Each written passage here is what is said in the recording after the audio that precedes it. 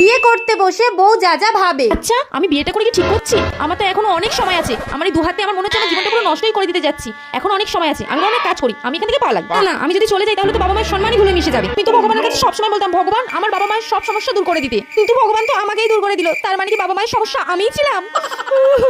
ভগবান তুমি এরকম কেন করলে আমার সাথে? দূর ভালো লাগে। ও মা, কি হ্যান্ডসাম দেখতে ছেলেটা কি! কিন্তু আমার কি, আমার তো একটু পরেই বিয়ে হয়ে যাবে, আমি তো একটু পরেই অন্যজনের বউ হয়ে যাবো। দূর, এই ছেলেগুলো আগে কোথায় থাকে? আমার বিয়েতে এসে সবাইকে সুন্দর খাচ্ছে আর আমাকে কেউ একটা পকড়াও দিয়ে গেল না। আচ্ছা, আমি বিয়ের আগে আমার হবু বরকে দেখে কি বলে দেবো আমি একটাও কাজবাজ জানি না, আমি প্রচুর অলস, আমি 11টার সময় ঘুম থেকে উঠি। শীতকালে তো স্নান না করেই কাটিয়ে দিতে পারি। না না থাক, এসব কথা বলবো না, বললে আবার যদি মাথা ঘুরে পড়ে যায় তাহলে আমি তো লগ্নভ্রষ্টা হবো। কাউকে কিছু বলার দরকার নেই, চুপ করে দাঁড়িয়ে থাকি। ওয়াও, কি সুন্দর ভোজপুরি গান চালিয়েছে, আমার তো খুব নাচতে ইচ্ছে করছে। আমি বড় কাজ করবো, আমি বড় কাজ করেই।